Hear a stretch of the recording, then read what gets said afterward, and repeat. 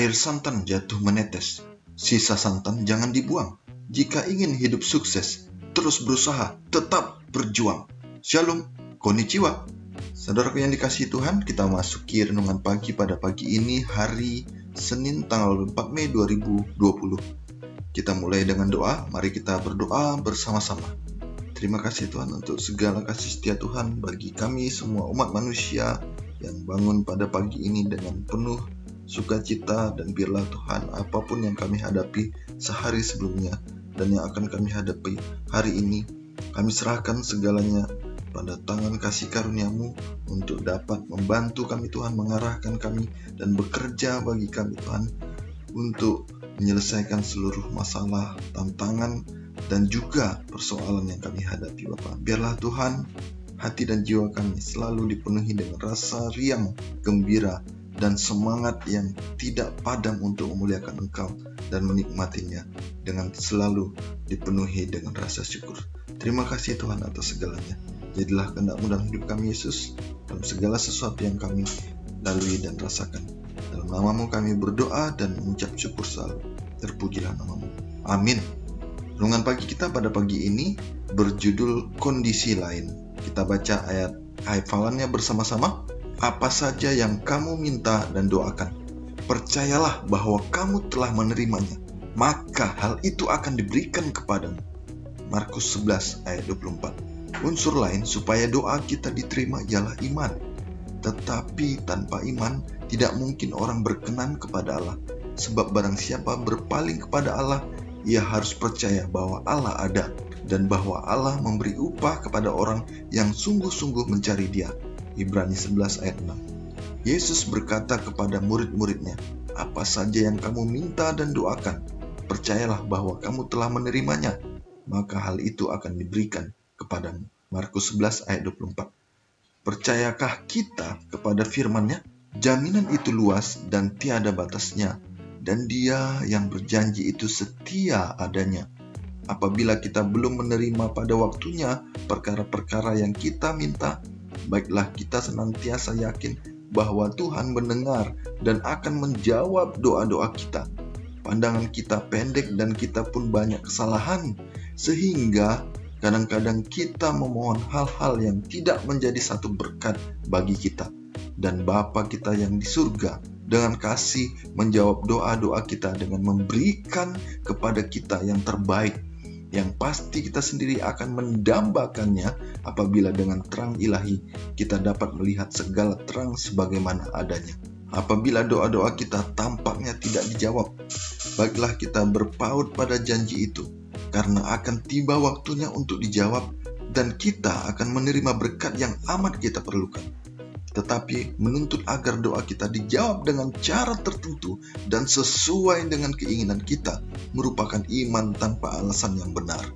Allah amat bijaksana sehingga tidak mungkin berbuat salah dan terlalu berkemurahan untuk menahankan sesuatu yang baik bagi mereka yang berjalan dalam kebenaran. Karena itu janganlah takut berharap padanya, walaupun Anda tidak segera mendapat jawab atas doa-doamu. Bergantunglah pada janjinya. Mintalah, maka akan diberikan kepadamu.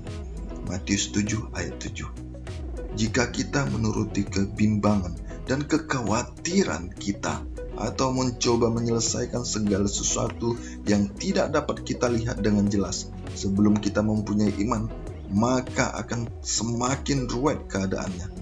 Tetapi jika kita datang kepada Tuhan, merasa tiada daya dan bergantung kepadanya dalam keadaan kita di dalam kerendahan hati, iman yang tulus dan berharap menyatakan segala keperluan kita kepada Dia yang mempunyai pengetahuan yang tiada batasnya, yang melihat segala sesuatu di dalam penciptaan dan memerintah segala sesuatu menurut kehendak-Nya.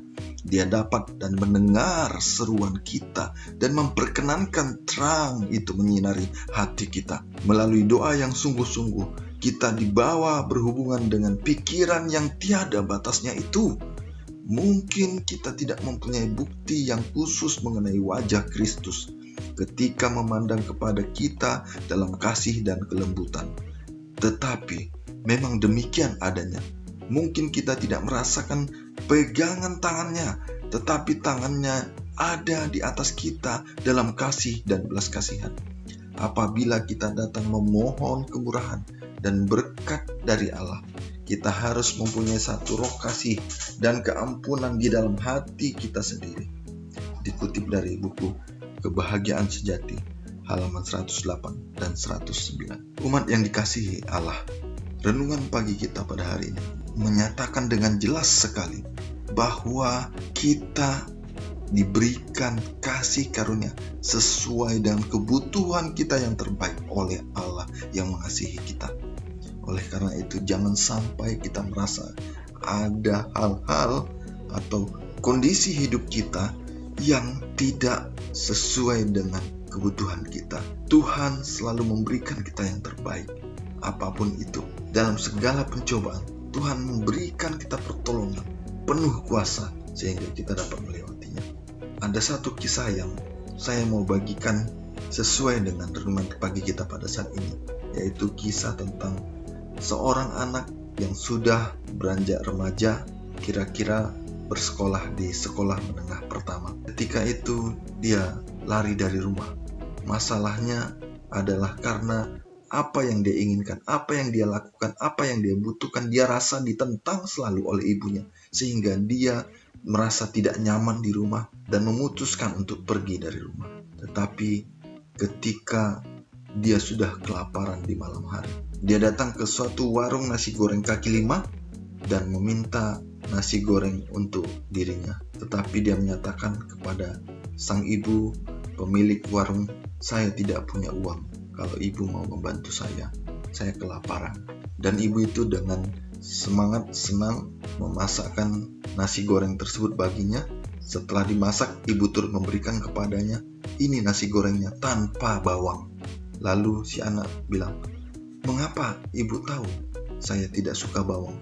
Lalu si ibu pemilik warung mengatakan, "Ibumu sebelumnya datang ke sini dan memberikan saya uang, dan dia mengatakan bahwa engkau tidak suka makanan yang memiliki bawang." Lalu ibu itu berkata, "Kita mungkin merasa bahwa orang lain di luar rumah sudah berusaha melakukan dan memberikan yang sangat baik bagi kita, sesuai kebutuhan kita, menyenangkan hati kita. Tetapi di rumah kita, orang tua kita sangat mengerti kita, kebutuhan kita, apa yang perlu untuk kita, dan memberikan yang terbaik bagi kita."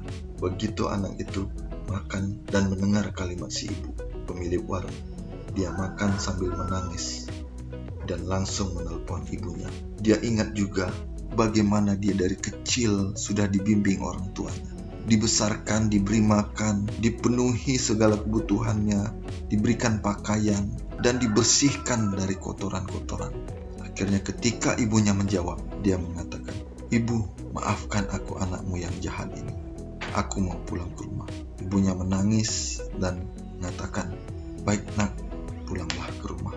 Banyak sekali yang kita rasakan dalam hidup kita, dalam keluarga, orang tua kita seolah-olah menjadi musuh kita, tidak memperhatikan kita, tidak memberikan kebutuhan kita. Tetapi dia yang lebih tahu apa yang kita butuhkan. Dia lebih tahu bahwa kita punya kemampuan dalam hidup ini, sehingga dia memberikan hanya yang kita butuhkan. Tapi itu adalah yang terbaik bagi hidup kita. Demikian juga Tuhan, saudaraku. Dia yang maha kuasa, tahu apa yang kita butuhkan, tahu di mana kekuatan kita, sampai sejauh mana kita mampu menjalani hidup ini. Dan setelah itu, semuanya adalah pekerjaannya. Biarlah nama Tuhan dimuliakan dalam hidup kita hari ini, dalam pelayanan kita, dalam pekerjaan kita, dalam hidup kita, sampai selama-lamanya. Nama Tuhan dimuliakan. Kita sama-sama berdoa. Terima kasih Tuhan bahwa Engkau tahu apapun kondisi kami, kondisi yang kami tidak mengerti, tetapi Engkau sudah menyiapkan kebutuhan kami. Engkau penuhi Bapa. Engkau berikan kami jalan keluar akan segala persoalan hidup kami. Terima kasih Bapa. Biarlah termasuk masalah Corona COVID-19 ini, kami mendapat pencerahan bahwa Tuhan sudah menyiapkan yang terbaik bagi kami. Biarlah kondisi cobaan ini merupakan satu jalan bagi kami untuk mengetahui bahwa Engkau Bapa sangat memperhatikan kami. Biarlah kami melihat betapa Engkau selalu menjaga anak-anak-Mu yang Kau kasihi. Biarlah namamu dimuliakan Tuhan. Terima kasih Yesus atas segalanya. Terima kasih Roh Kudus untuk bimbingan-Mu dalam pemikiran kami. Biarlah kami melangkah sesuai dengan kehendak-Mu Tuhan. Dalam nama Yesus Tuhan dan Penebus kami berdoa dan mengucap syukur selalu. Amin. Berlibur bersama ke Candi Kalasan. Jangan lupa beli buah markisa. Hidup itu penuh perjuangan, maka jangan mudah putus asa. Poka-poka. Horas.